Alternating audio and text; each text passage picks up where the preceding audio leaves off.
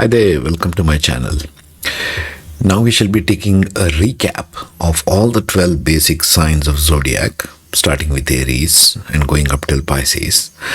This is an introduction to it. If you are new to my channel, don't forget to subscribe and share these videos. These are all educational videos, and we shall discuss more deep dive into Navamsha later on. But these are the basic approaches. I've always found it useful to first capture the basic approach. Always have these rules in mind. Ascendant sign, all the significations of the ascendant, where the lord of the ascendant is placed, be it D1, D9, D10, any of the divisional charts. That's the first step. That's what your soul is searching for. Number 2, house placement. The sign has the quality of that house. If Aries is placed in 5th house, so the quality of the 5th house now takes on Aries kind of energy. That's why we have to cover it in energetic terms. With respect to the planet or ruler of that house, this assigns the quality to the house. Okay? Whichever sign and whichever house placement. That's what we are talking about. So second is the house placement. So the order in which you cover this is house as the area of life. 5th house being education, children, your love and romance, that kind of thing, right? Area of life. Sign assigns as a quality and nakshatra as a refinement of that quality. Basic rule, okay? Follow this everywhere. Because as we tend to go deeper and deeper into astrology, we tend to forget some basic rules. The 4th step is check the relationship between the houses 2, 12, 3, 11, 4, 10, which I've already covered in this playlist, okay? That comes the 4th step. So follow this step-by-step approach, and we will never go wrong in our approach to handling the natal or the Navamsha or the Gemini Karakas, which will come later on. All right. Now let's talk about Gemini, number 3. So we'll talk about the 3-11 kind of relationships here. So tie this into the 3-11 relationship video, which I did earlier on this playlist. Okay. So first of all, Geminis, number 3. Ruled by Mercury. It's a Vaishya sign, and although it is called Tamas, dual and female, Mercury is basically a genderless planet. Mercury and Saturn are genderless planets. So the sign ruled by them have got an open check, so to speak, to execute conscious energy. Think of signs 3, 6, 10 and 11. The house is ruled by Gemini and Saturn. Saturn is also a genderless planet. We will see that further. As conscious choices, your free will to execute however and whatever you choose. So you have to develop these signs, Gemini, Virgo, Capricorn and Aquarius, consciously. It's not going to be something handed to you automatically. These are the conscious karmic action that you have to execute this lifetime. Okay? So let us see first of all, what does it mean? Mercury in Gemini means communication, means paperwork, means awards and badges. Number 3 is where you get your badges and awards. People look after, let it be the people in uniform, all the men and women in uniform, right? The military, the police, the people who are after their degrees, to show off their degrees, PhDs, so on and so forth. Awards and badges. Think of everything related to awards and badges. Kids. Mercury stands for kids. The young prince, as it is typically symbolified, the young prince who's learning things of life. It's a very self-centered sign, meaning it wants to do everything for the sake of gains. That's why the relationship of 3 and 11. Doing something in order to get some gains out of it. That's the 3-11 if you remember. Typically in Gemini, they will not heed advice. This is the downside of that. They want to talk but do not want to listen. That's Gemini. Too much talking and not much listening. The listening part is the Guru part, or the Sagittarius, opposite to number 3. Right? Gemini is opposite to Sagittarius. Gemini is also about friends. It's about your neighbors. It's about siblings. It's about hand skills. What you cultivate as hand skills stands for the arms. It is also your subconscious brain and your conscious mind. what goes at the back of your head and what is in the frontal cortex of your brain. Both is Gemini. So you're processing everything through the mind and through the brain. Okay? Conscious mind is your frontal cortex, subconscious brain goes to the back of your head. Processing inputs. How do you process everything physically through your 5 sensory inputs? What does your brain process it like? That's Gemini. Your intellect, your intellectual capacity, your courage, your hobbies, your curiosities, it's very curious, and your sense of humor and intelligence. Okay? So all of the number one, like you can estimate, is all based on your conscious development, how you consciously develop things. Also think of third position from any house, like I talked about in 311 relationships. So what does planets do here? Let's just briefly see that. Planets in Gemini take on the energy of checking, how can I profit from this person or situation or event, whatever I'm faced with. So it's a trader's mentality. Gemini is a perfect trader. Mercury being a Vaishya planet and being neutral, no preferences. Mercury also tends to take on the attributes of whatever it is placed with. So you got to be careful about that. It has no character of its own. It's pretty characterless energy. Think of it in energy terms here. All of us have Gemini in one place or the other, right? So it's just relatively speaking. So it's a trader's mentality with a profit motive. That's the 311 relationship behind everything that they do. If I speak, what am I going to gain from it? Mercury is speech in Gemini.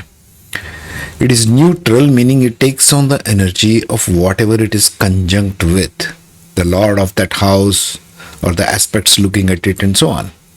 It has no individual personality. Mercury is intellect, subconscious and conscious intelligence to absorb, to act on and cultivate skill sets in. So with benefic planets it will take on those attributes and malefic planets it will take on those attributes. It's better, of course, obviously with benefics it will think about life. With malefics it will think about things, logic, mathematics, calculus, machines, tasks to be done.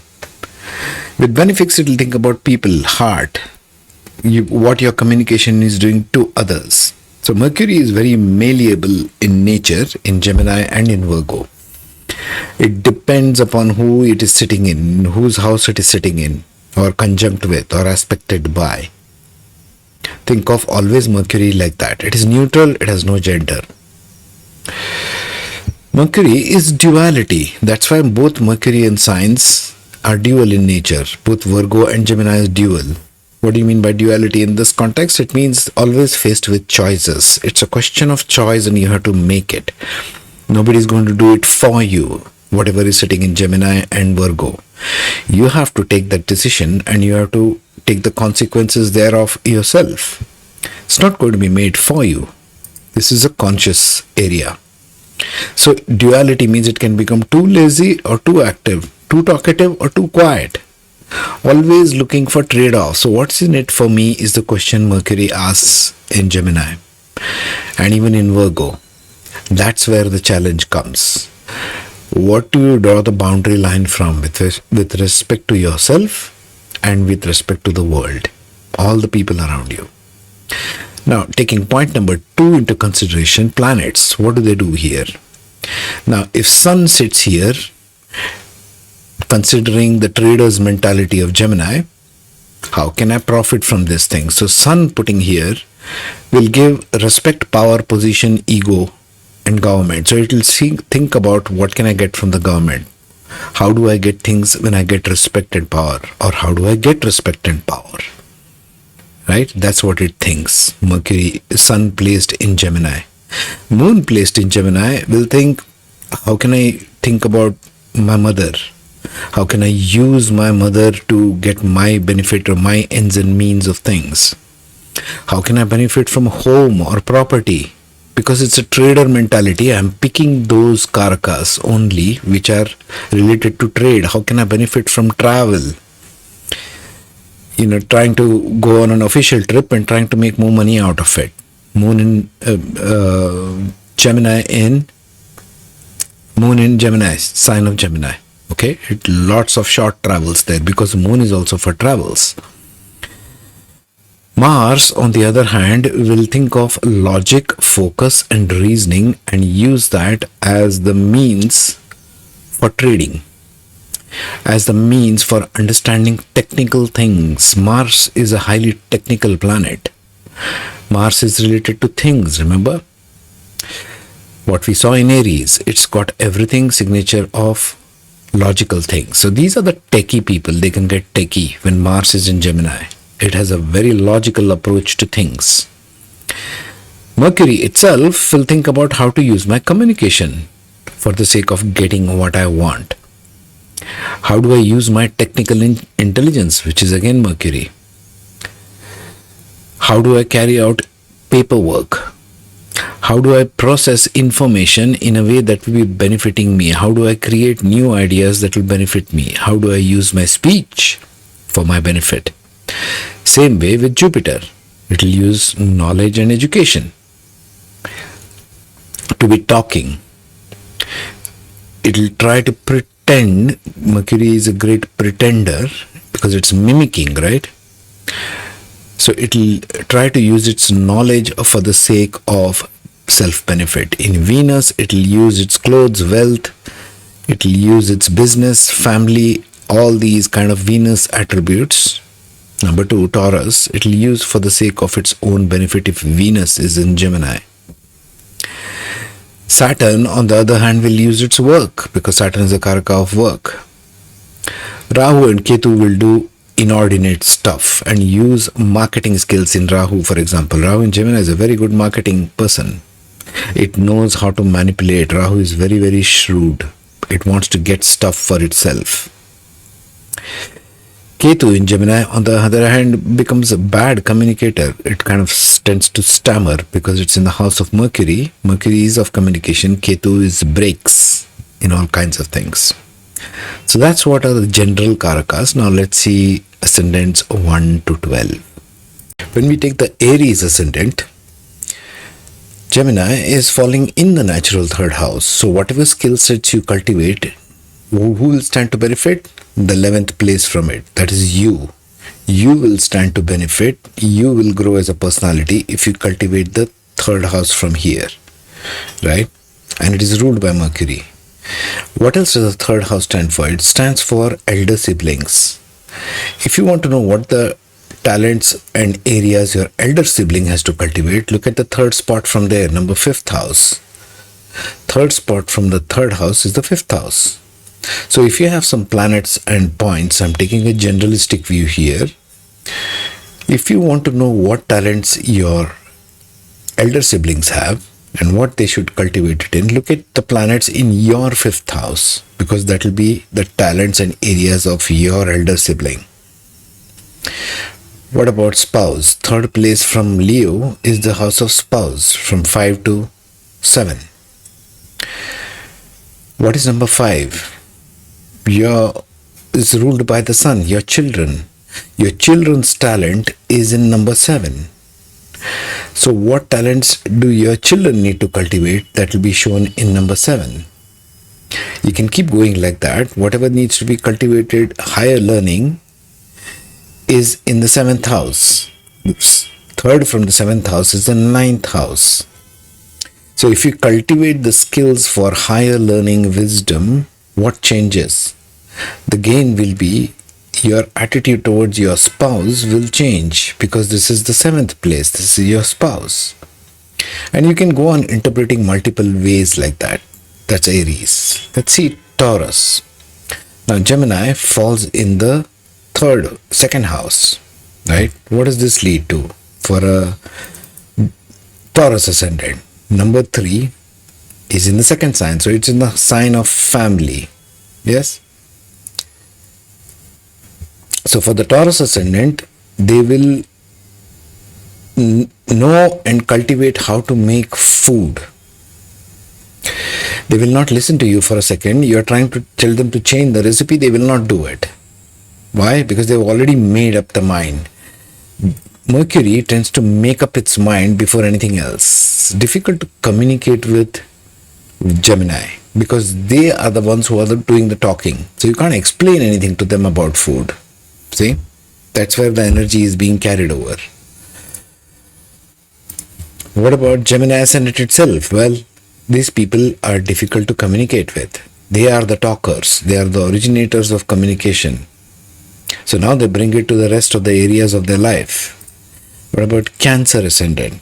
Now the Cancer Ascendant, Gemini has gone to the 12th house. So this is sort of a loss of speech. Because 12th house from the Ascendant means there is a loss of that, right? With respect to the Ascendant. So Cancer Ascendant are typically not very good at communication as a default. Doesn't matter where Mercury is placed. The reason being, Gemini has gone to the 12th house.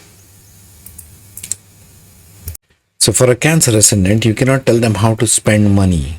They've already made up their mind about how to spend money, right? Wherever Gemini goes, they have made up their mind about that aspect. For a Leo, they have made up their mind about how to get gains. Where do I get gains from, right?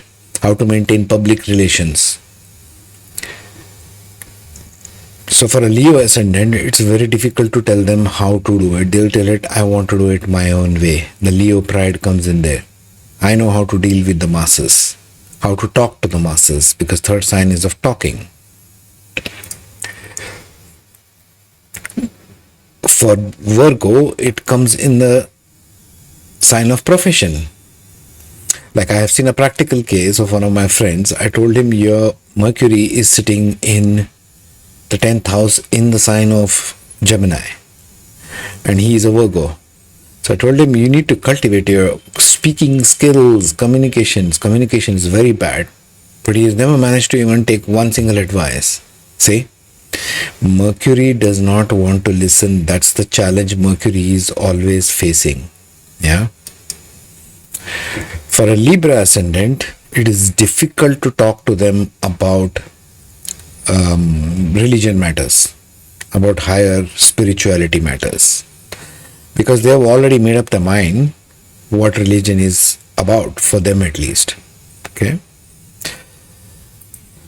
For a Scorpio Ascendant, it is difficult to talk to them about inheritance. It is difficult to talk to them about others' wealth because they already know what it means. This is the wise guy kind of attitude of Gemini. It's very self-centered, tends to think only about itself, and they have made up their mind, whatever it is, that they are right. They will listen to your advice, but they take only pieces of it which interests them. It's like the Simon and Garfunkel song, Boxer, if you know what I mean. All lies in just till a man hears what he wants to hear and disregards the rest. That's Gemini at its best. Mercury is intelligence. So you are using your intelligence, but you are not being very constructive about it. For the Sagittarius Ascendant, it falls in the sign of spouse. Their spouse will not listen to them. Sagittarius Ascendants have a difficult time with their spouse because the spouse thinks, I know better. They are ruled by Jupiter. They are faced with a student. It's a student-teacher relationship when you come to this 3, 6, 9 and 12. See, both are Jupiter and both are Mercury. They are faced with one another. Sort of a face-off situation here going on. And always examine the 3-11 relationships with respect to how to improve this, right? If you consider house number 3, start with 1, from between 1 to 3. If you start to develop, you can analyze this multiple ways. I'm just thinking aloud here. If the Sagittarius Ascendant starts to learn about love and romance, learns different things, initiates different kind of actions, the 5th house, it will improve the relations with the spouse who is sitting in Gemini. He needs to learn this stuff because Aries is sitting in the house of education and love as well. For a Capricorn, they need to use a lot of communication. They need to listen to people, colleagues at work, because 6th house is the house of work. And they need to be careful not to take too many loans and debts, because this is a trader mentality. It wants all the gains for itself. How do I improve this? How do I improve this third house? See the third place from itself, because 3-11 relationship is all about gains. What do I do? What skills do I cultivate in order to achieve the proper skill set? The third place from itself, Leo. So the Capricorn needs to cultivate a sense of Leo-like energies, which we shall see in the further videos. It needs to bring in the sun energy to the 8th house, means uncover hidden stuff. It needs to do a lot of research. 8th house is the house of research. Not just occult, but any kind of research. Doing more of research for a Capricorn ascendant gives them better skills at their workplace. Aquarius. Now Gemini is in the 5th house of education. Okay. So it needs to be able to listen to the teacher. Aquarius people have a difficult time in their education because they refuse to accept their teacher as their teacher. They have better things to say than what their teacher knows. Problems in education if it comes in the 5th house, because this was originally the 3rd house. Now it has landed itself in the 5th place. So needs to be careful about that. Aquarius students in your class are typically very rebellious in nature, because they do the talking, they do not want to listen.